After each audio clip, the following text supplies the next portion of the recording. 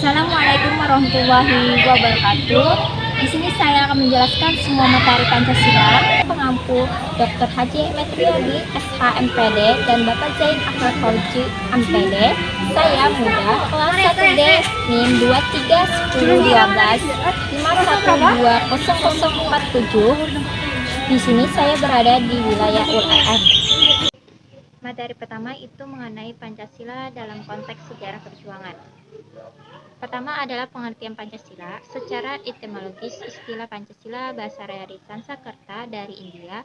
Adapun bahasa rakyat biasa adalah bahasa Prakarsa. Menurut Muhammad Yamin, dalam bahasa Sanskerta, perkataan Pancasila memiliki dua macam artian secara leksikal, yaitu panca artinya 5, sila vokal i adalah batu sanding. Adapun juga sejarah Kutai di Indonesia memasuki zaman sejarah pada abad tahun 400 Masehi dengan dikemukakannya 7 yupa prasasti Warman. Keturunan dari Kudungga, raja pertama kerajaan Kutai adalah Kudungga, merupakan kerajaan Hindu tertua. Yang kedua adalah kerajaan Sriwijaya. Zaman Sriwijaya ini bahwa Wangsa Wilandra 600 sampai 1400 Masehi. Pada zaman ini raja pertama di Sriwijaya adalah Dapunta, Hayang Sriwijaya Nangsa, dan raja-raja yang terkenal adalah Balaputradewa pada abad 8 sampai 9. Yang ketiga adalah zaman kerajaan-kerajaan sebelum Majapahit. Sebelum adanya kerajaan Majapahit, sebagai suatu kerajaan yang merancang nilai-nilai nasionalisme, secara telah muncul kerajaan di Jawa Tengah dan Jawa Timur pada abad ke-7. Selanjutnya ada juga kerajaan Majapahit. Pada tahun 1293 berdirilah kerajaan Majapahit yang mencapai kerajaan keemasan pada pemerintahan Raja Hayam Wuruk. Yang selanjutnya adalah zaman penjajahan. Setelah kerajaan Majapahit runtuh pada abad ke-16, maka berkembanglah agama Islam. Pada abad ke-16, Belanda datang ke Indonesia. Belanda kemudian mendirikan suatu kumpulan yang disebut dengan VOC.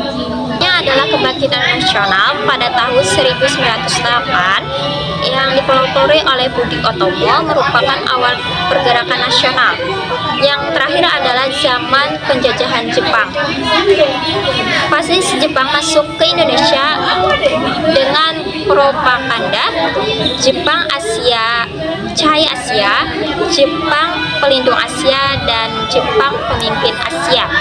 Tetapi dalam perang melawan Sekutu Barat, nampak Jepang sebagai terdesak. Oleh karena itu, agar dapat mendapat dukungan dari Indonesia, maka pemerintahan Jepang menjanjikan Indonesia di kemudian hari, dan pada tanggal 29 April 1945 Jepang memberikan hadiah kepada Indonesia tanpa isyarat. Materi kedua, proses perumusan Pancasila, yaitu yang pertama sidang BUPKI pertama menurut Muhammad Yamin pada tanggal 20 Mei 1945 mengusulkan rumusan negara Indonesia, yaitu kebangsaan, pri ketuhanan, pri kemanusiaan, pri ketuhanan, pri kerakyatan, kesejahteraan sosial.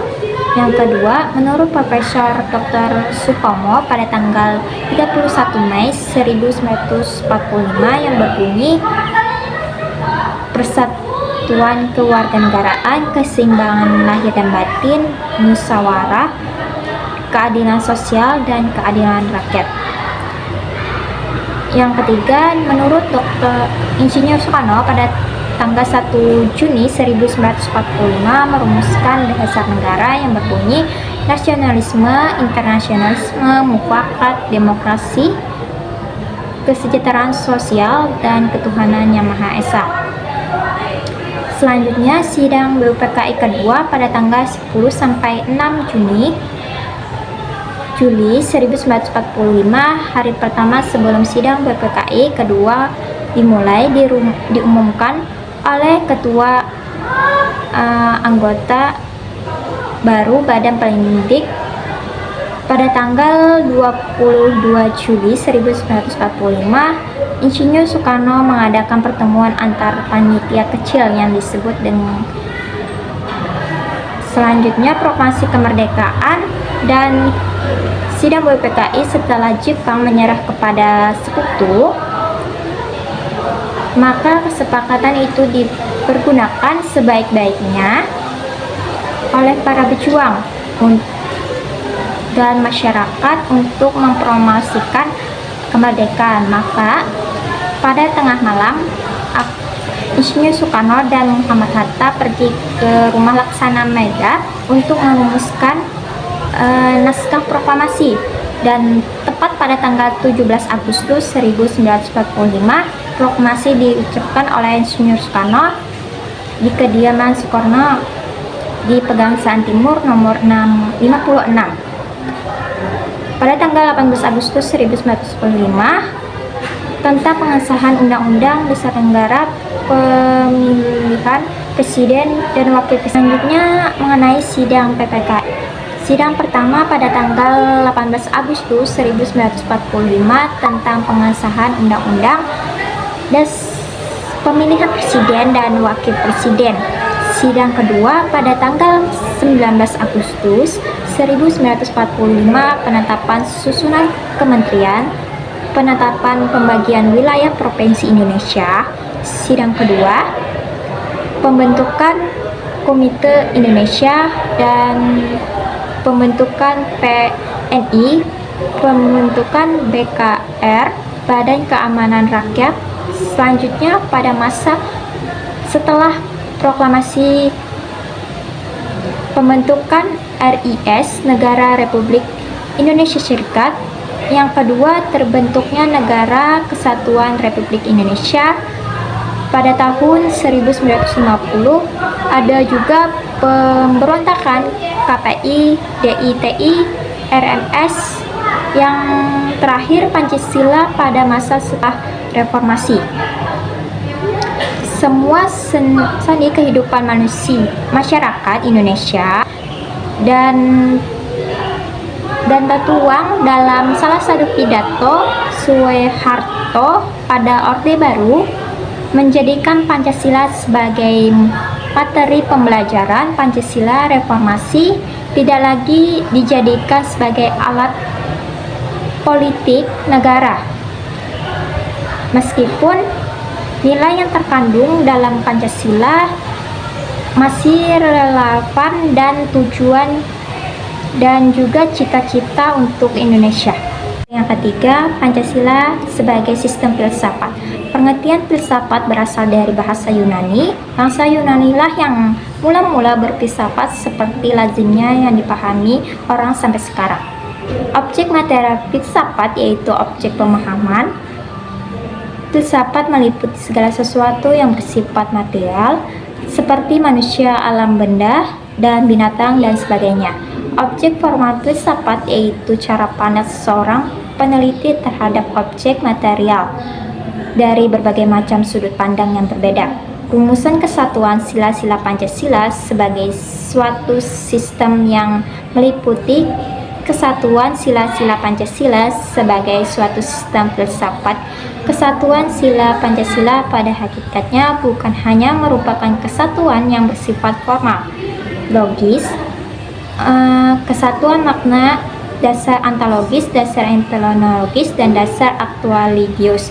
Dari sila-sila Pancasila selanjutnya ada Pancasila sebagai nilai dasar fundamental yang meliputi dasar filosofis, nilai-nilai Pancasila sebagai dasar fundamental negara. Keempat, mengenai Pancasila sebagai etika politik. Pengertian nilai, norma, dan moral. Pengertian nilai adalah suatu yang berharga, berguna, indah, dan memperkaya batin, dan mengajarkan manusia akan harkat, martabat, nilai yang bersumber pada budi yang bersifat mendorong dan mengarahkan sikap dan perilaku manusia. Pengertian norma. Secara etimologis, kata norma berasal dari bahasa Belanda, yaitu yang berarti patokan. kaidah dan pedoman sebagai terbagi menjadi 4 norma, yaitu norma agama, norma kesopanan, norma kesusilaan, dan norma hukum. Pengertian moral berasal dari kata mos yang berarti kesusilaan, tabiat, kelakuan, moral, ajaran tentang yang baik dan yang buruk, yang menyangkut tingkah laku dan juga perbuatan manusia. Berarti nilai ialah seperangkat nilai baik yang lebih tinggi maupun yang lebih rendah, di mana susunan moral dan ideologi didirikan. Selanjutnya, hubungan nilai, norma, dan moral. Nilai adalah kualitas dari suatu yang bermanfaat bagi kehidupan manusia, baik lahir maupun batin. Nilai dan norma senantiasa berkaitan dengan moral dan etika juga. Terakhir, etika politik adalah filsafat moral tentang dimensi politik kehidupan manusia, dan oleh karena itu etika politik mempertahankan tanggung jawab dan kewajiban manusia sebagai manusia dan sebagai warga negara terhadap negara hukum dan sebagainya. Selanjutnya adalah materi kelima, Pancasila sebagai ideologi nasional. Yang pertama, Pancasila. Asal mula Pancasila sebagai filsafat serta ideologi bangsa dan negara Indonesia bukan bentuk secara mendadak, bukan pula hanya diciptakan seorang manusia, namun terbentuknya Pancasila mulai proses munculnya yang sangat panjang dan sejarah bangsa Indonesia. Pancasila sebelum disahkan menjadi dasar filsafat negara. Nilai-nilainya telah ada dari bangsa Indonesia, berupa nilai-nilai adat istiadat, kebudayaan, dan nilai religius agama. Yang pertama, asal mula yang langsung. Pancasila adalah asal mula yang langsung. Terjadi Pancasila sebagai dasar filsafat negara, yaitu asal mula yang sudah dan menjelang proklamasi kemerdekaan. Yang kedua, asal mula yang tidak langsung. Secara kausalitas, asal mula Pancasila tidak langsung adalah asal mula sebelum proklamasi kemerdekaan. Yang berasal mula nilai-nilai Pancasila terdapat pada istiadat, kebudayaan, dan nilai agama. Pancasila yang terakhir adalah Pancasila Indonesia berkaca dalam Tri Prakarya. Terdapat 3 asas, yaitu yang disebut dengan Tri Prakarya. Yang pertama, Pancasila asas kebudayaan, bahwa unsur Pancasila sebelum disahkan menjadi filsafat negara sudah menjadi bangsa Indonesia sebagai asas adat istiadat dan kebudayaan. Yang kedua, Pancasila sebagai asas religius, dan unsur Pancasila telah terdapat pada bangsa Indonesia sebagai asas-asas keagamaan. Yang ketiga, Pancasila sebagai dasar negara. Pancasila dibahas dan dirumuskan dalam sidang BUPKI. Yang terakhir adalah kedudukan dan fungsi Pancasila. Sebagai dasar negara proklamasi kemerdekaan Republik Indonesia, kedudukan dan fungsi Pancasila secara pokok ada 2 macam, yaitu Pancasila sebagai pandangan hidup dan juga Pancasila sebagai dasar negara.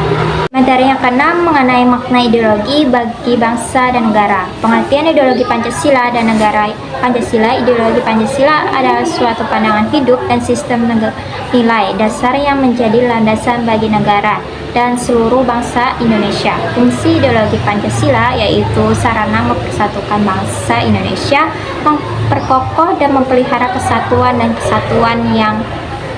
yang kedua, membimbing dan mengarahkan bangsa Indonesia untuk menjadi tujuan. Yang ketiga, memberi motivasi dan mencegah dan memajukan jati diri bangsa Indonesia.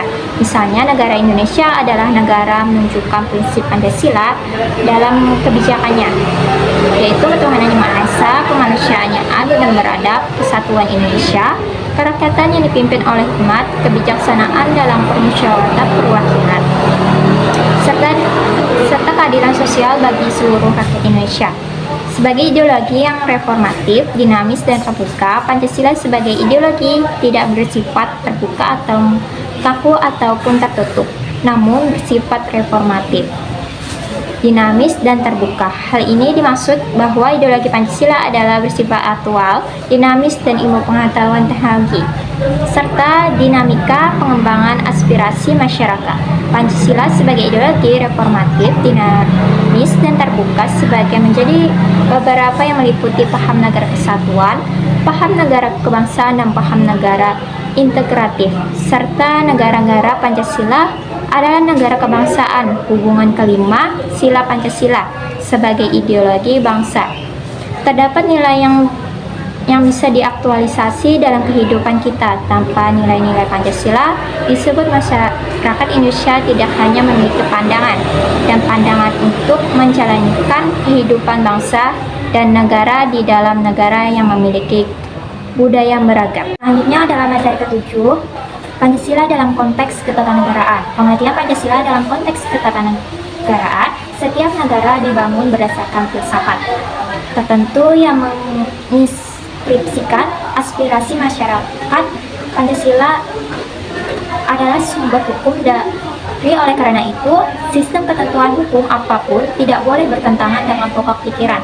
Dan Pancasila merupakan cita-cita hukum bangsa Indonesia, menjadi dasar negara yang melandasi Undang-Undang Dasar dalam pembukaan Undang-Undang Dasar 1945. Hubungan Pancasila dengan pembukaan dan isi Undang-Undang Dasar 1945 terdiri dari rangkaian artikel yang merupakan perwujudan pemikiran Undang-Undang Dasar 1945, penetapan pokok pikiran ketuhanan yang Maha Esa, kemanusiaan yang adil dan beradab, adalah kesatuan Indonesia serta keadilan sosial bagi seluruh rakyat Indonesia.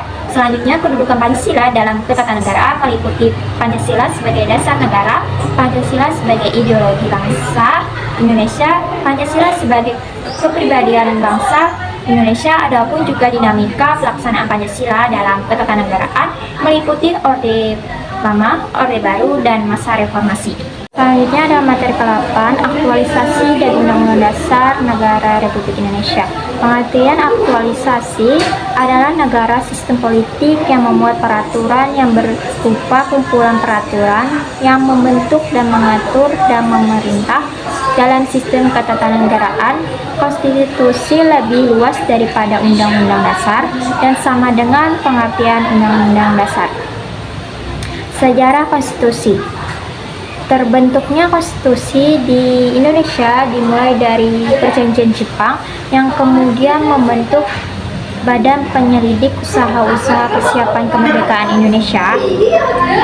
Dalam bahasa Jepang disebut Dokuritsu Sombiko Sakai. Kemudian dibentuk pada tanggal 28 April 1945, dilantik pada tanggal 28 Mei 1945, mulai bekerja pada tanggal 29 Mei. Adapun juga fungsi dan tujuan konstitusi meliputi fungsi ketentuan dan pembatasan kekuasaan negara, mengatur hubungan kekuasaan antar warga negara. Tujuan konstitusi bertujuan untuk memberikan pembatasan sekaligus pengawas antar harap kekuasaan politik. Konstitusi tertulis berupa Undang-Undang Dasar. Menurut sifat dan fungsi, suatu naskah yang memaparkan kerangka dan tugas-tugas pokok dari badan pemerintah suatu negara adalah ketentuan pokok dari cara kerja pada keadaan tersebut. Ini adalah materi ke-9 mengenai lembaga negara menurut Undang-Undang Dasar 1945. Pengertian masing-masing lembaga. Lembaga negara adalah yang kedudukannya di pusat, yang fungsi dan kewenangannya secara tegas diatur dalam Undang-Undang Dasar 1945. Lembaga legislatif merupakan lembaga pemerintah yang tugasnya membuat undang-undang dan mengawasi undang-undang dasar, dipegang oleh DPR dan DPD.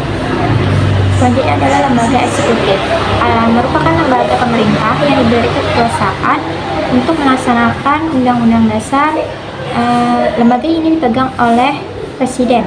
Selanjutnya adalah lembaga yudikatif, merupakan lembaga pemerintah yang bertugas untuk mempertahankan serta melaksanakan undang-undang, dipegang oleh MA dan MK. Struktur organisasi lembaga negara sebelum dan sesudah amandemen. Sebelum amandemen meliputi DPR, MPR, DPR, MA, MK, dan DPA. Struktur lembaga sesudah amandemen meliputi DPR, DPD, Presiden, DPRD, PPK, MK, MY, dan MK. Tugas dan wewenang masing-masing lembaga. DPR mengubah dan menetapkan undang-undang, melantik presiden dan wakil presiden. Tugas DPR menyusun program legislatif nasional, menyusun dan membahas rancangan undang-undang, menerima rancangan undang-undang yang diajukan DPRD. Presiden mengajukan rancangan undang-undang kepada DPR, menetapkan peraturan pemerintah. Tugas DPRD mengajukan rancangan undang-undang berkaitan dengan otonomi daerah, berhubungan pusat daerah, pembentukan pemekaraan terhadap pengembangan daerah mengenai sumber daya alam. Selanjutnya tugas BPK mengelola dan bertanggung jawab tentang keuangan negara. Tugas MA yaitu mengadili tingkat kapasitas mengajukan perkara Mahkamah Agung. Keputusan pada tingkat kasasi merupakan keputusan tinggi. Selanjutnya itu tugas MK, yaitu menjaga konstitusi guna tegak terhadap prinsip konstitusional, hukum, menguji undang-undang terhadap undang-undang dasar. Yang berhubungan dengan lembaga MPR, ada juga hubungan lembaga MPR dan Presiden, merupakan memiliki kekuasaan tertinggi sebagai wakil rakyat sebagai Undang-Undang Dasar 1945, juga mengangkat dan memberhentikan presiden dan wakil presiden. Selanjutnya adalah materi ke-10 mengenai hak asasi manusia. Hak asasi manusia berawal dari dunia barat Eropa. Seorang filosof Inggris pada abad ke-17, John Locke, merumuskan adanya hak ilmiah yang melekat pada setiap manusia, yaitu hak atas hidup dan hak atas kebebasan dan hak milik. Ruang lingkup HAM, yaitu meliputi hak pribadi, hak persamaan hidup, kebebasan, keamanan, dan lainnya. Hak milik pribadi dan kelompok sosial tempat seseorang berada. Yang selanjutnya ada kebebasan sipil dan politik untuk ikut serta dalam pemerintahan. Adapun juga hak berkenaan dengan masalah ekonomi dan sosial. Hak asasi manusia menurut undang-undang dalam Konstitusi Indonesia menjelaskan bahwa hal tersebut sangat jelas dan perihal bertanggung jawab negara dalam penegakan hak asasi manusia.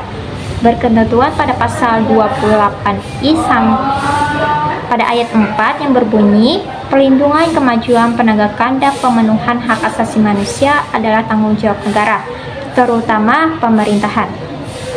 Sehingga negara Indonesia adalah memiliki tanggung jawab konstitusional untuk ikut menegakkan perlindungan hak asasi manusia, termasuk dalam perkara di Myanmar. Meskipun di dalam konstitusi Undang-Undang Dasar 1945 terdapat perlindungan yang secara tegas terang-menerang terhadap asasi manusia setiap manusia. Dalam peraturan perundang-undangan terdapat ketentuan-ketentuan teknis yang menghambat penegakan nilai-nilai konstitusional dalam perlindungan hak asasi manusia. Setidaknya terdapat 2 undang-undang yang menjadi landasan perlindungan dan penegakan hak asasi manusia Indonesia, yaitu Undang-Undang Nomor 39 Tahun 1999 dan juga Undang-Undang Nomor 26 Tahun 2000 tentang Pengadilan Hak Asasi Manusia. Yang kedua, Undang-Undang Dasar tersebut mengatur perlindungan yang sangat luas berkaitan hak asasi manusia. Pada pasal 5 ayat 1, setiap orang mengalami pengalaman hak asasi manusia berkat untuk menentukan secara hukum dan memperoleh perlindungan yang sama sesuai dengan martabat kemanusiaannya di depan hukum. Artinya kepada siapapun tanpa perlindungan status kewarganegaraan. Menurut Undang-Undang Nomor 39 Tahun 1999 tentang Hak Asasi Manusia, yang dimaksud dengan hak asasi manusia adalah seperangkat hak yang melekat pada hakikat dan keberadaan manusia sebagai makhluk Tuhan Yang Maha Esa, dan merupakan anugerah yang wajib dihormati, dijunjung tinggi oleh negara, hukum, dan pemerintah, dan setiap orang demi kehormatan serta perlindungan harkat dan martabat manusia. Tujuan HAM adalah melindungi hak manusia untuk hidup dan harga diri, yang meliputi hak hidup, hak atas kebebasan, hak keamanan. Berbagai pelanggaran hak asasi manusia seperti pelanggaran hak kemerdekaan berpendapat dan juga diskriminasi rasial atau etis, pelanggaran hak atas perempuan, dan penahanan sewenang-wenang. Materi yang terakhir yang ke-11 yaitu mengenai aktualisasi Pancasila. Pancasila sebagai paradigma kehidupan bermasyarakat berbangsa negara memiliki arti. Paradigma adalah suatu asumsi-asumsi dasar dan teoritis yang umum dan merupakan suatu sumber hukum serta penerapan dalam ilmu pengetahuan, sehingga sangat menentukan sifat dan ciri serta karakter ilmu pengetahuan itu sendiri. Pancasila sebagai paradigma pembangunan meliputi pengembangan ITEK,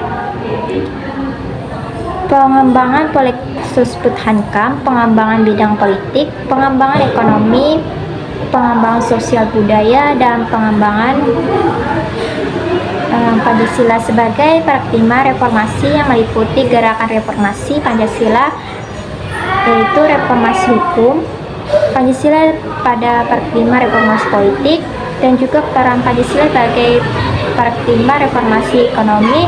Aktualisasi Pancasila memiliki arti aktualisasi adalah suatu bentuk kegiatan melakukan realisasi antara pemahaman yang akan menilai norma dan tindakan dan perbuatan yang dilakukan dalam kehidupan sehari-hari. Dalam perguruan tinggi menurut PP nomor 60 tahun 1999 bahwa perguruan tinggi memiliki 3 tugas penting, yaitu pendidikan tinggi, penelitian, pengabdian kepada masyarakat. Jadi, manfaat mempelajari Pancasila selama 1 semester ini adalah pendidikan Pancasila membantu siswa dan siswi untuk memahami nilai-nilai dasar negara dan filosofi hidup, serta membantu mereka untuk memahami dan pentingnya kemampuan berpikir kritis dan berkarakter dalam kehidupan sehari-hari. Sekian dari saya. Wassalamualaikum warahmatullahi wabarakatuh.